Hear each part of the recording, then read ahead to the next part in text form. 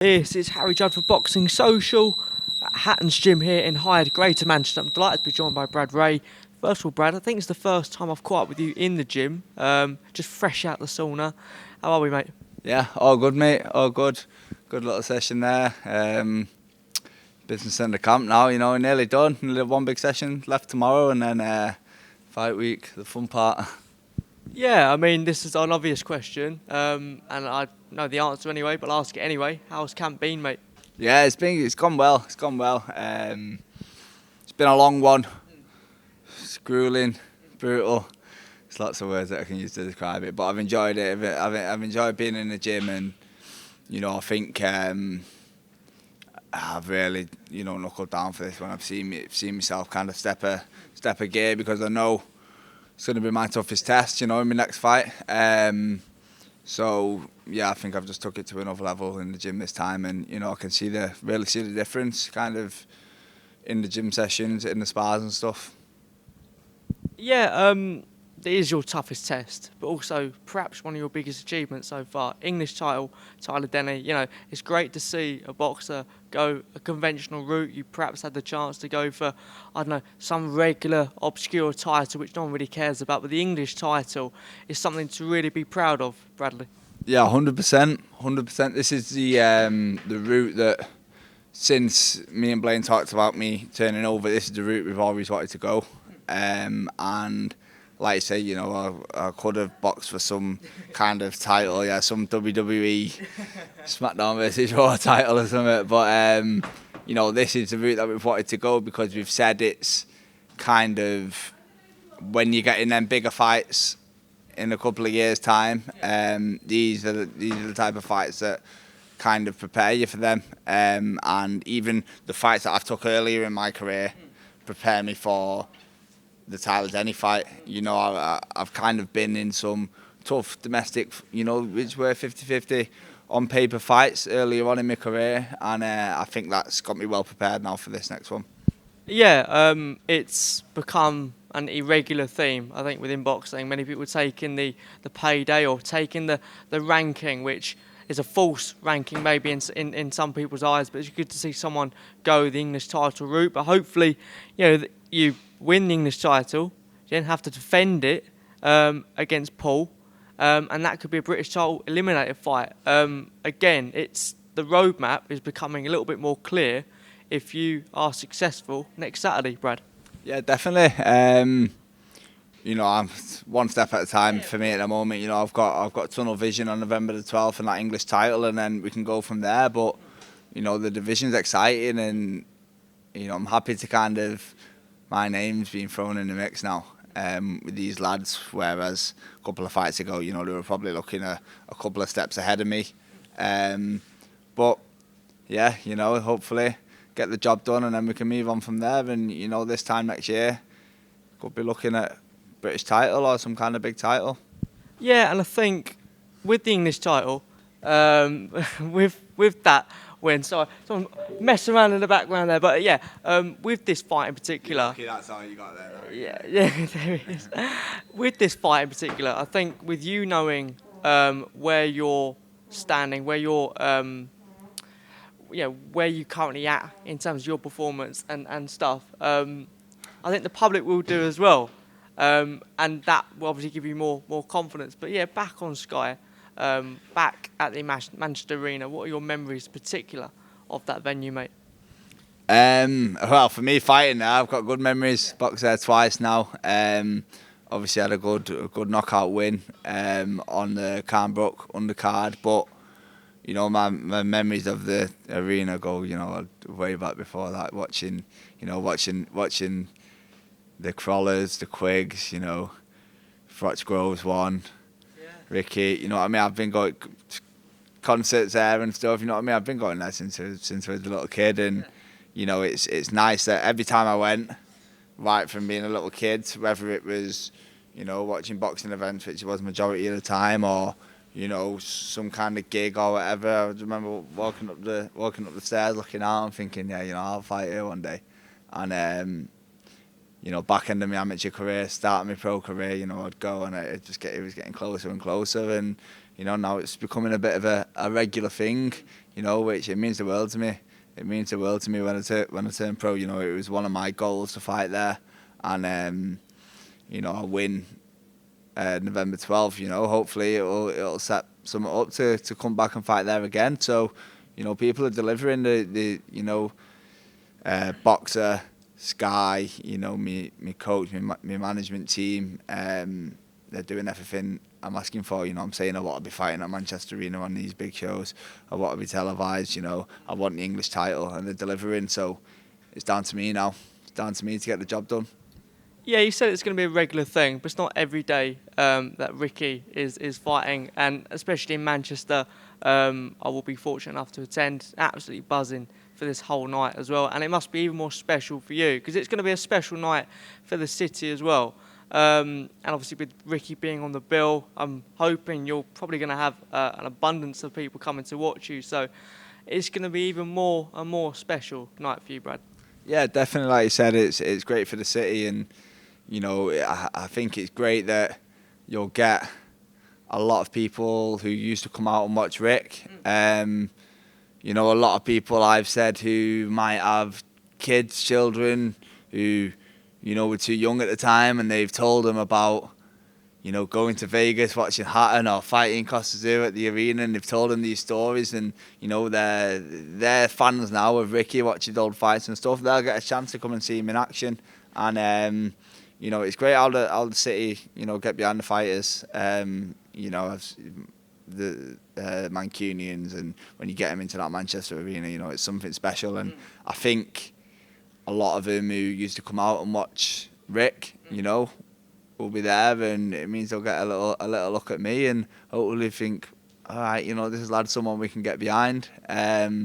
So yeah, who knows? Maybe one day it can be me selling the place out.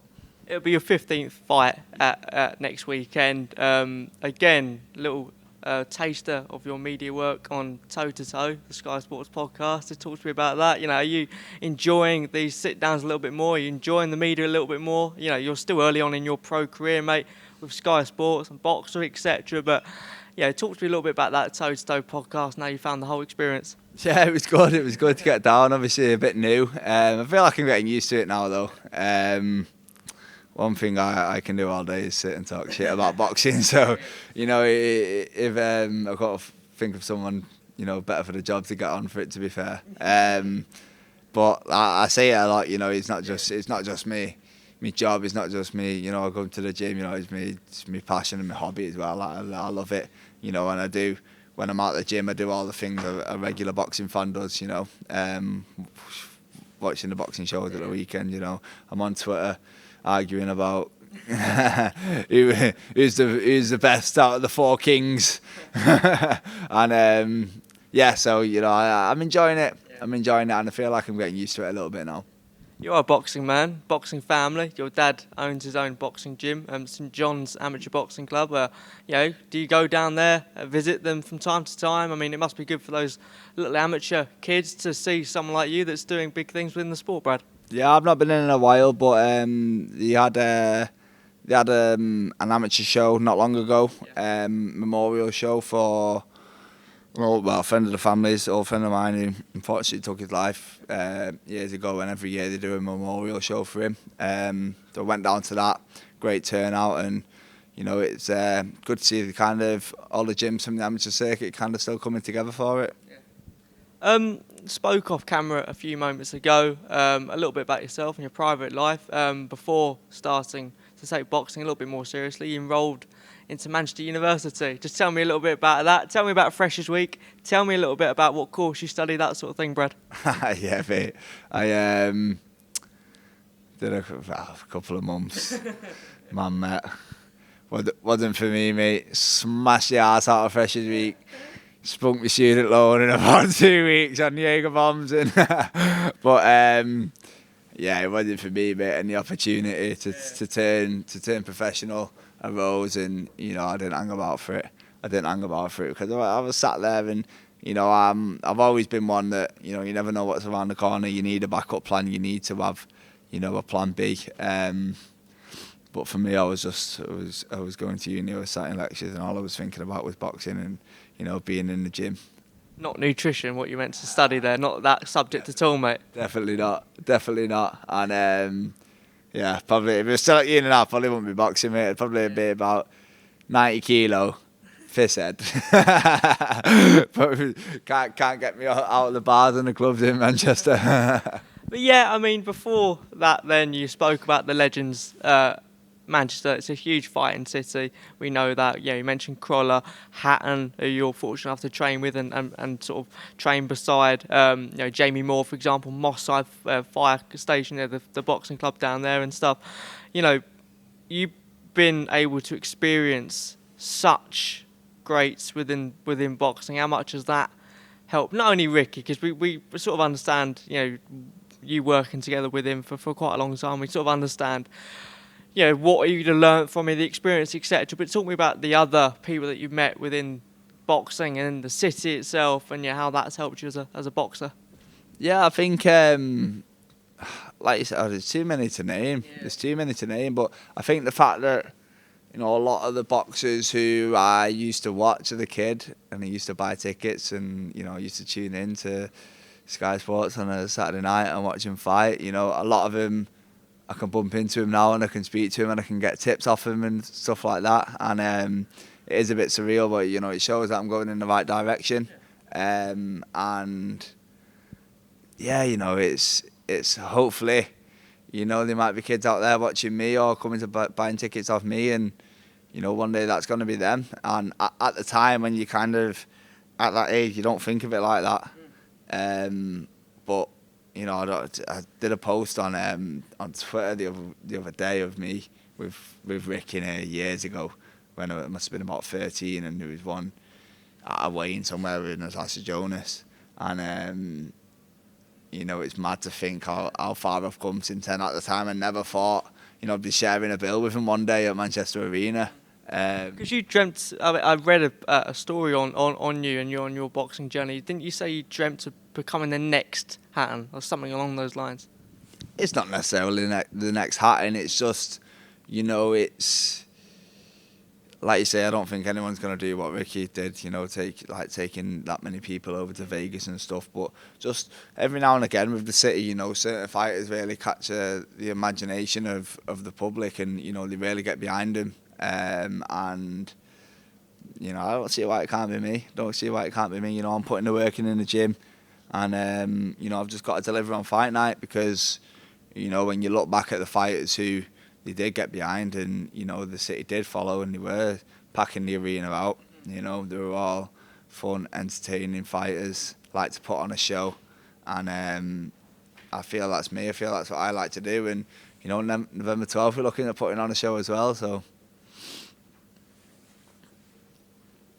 Yeah, and obviously Ricky headlining on that show as well. I haven't got a chance to speak to you during his whole training camp. Just talks about how he's been, how much we can see how much work he's putting into this fight. We know how serious he's taking this. He's certainly not going to let Barrera come over here and take the mickey out of him, for example, in the rings. He's taking this so seriously. But tell me a little bit about your experience being in the gym whilst Ricky's been training for this fight. Just tell me a little bit about that, mate. Yeah, it's great to see. It's great to see. It's you've seen the weight that he shifted, how much fitter he is, and yeah, I've really enjoyed it. Obviously, because we're on the same show. Yeah. We've been getting in, just me and him together. We're playing, getting sessions out. Last night we did like a bit of a private public workout just for the gym members in here, and it's good to see he pushes me, I push him, and I think he's flying. He's in great shape, and Barrera come and bring his A game. Well, Brad, again, thanks to Boxing Social, mate, and we'll catch up all the next week during fight week and obviously fight night, mate. But again, thanks to Boxing Social. Nice.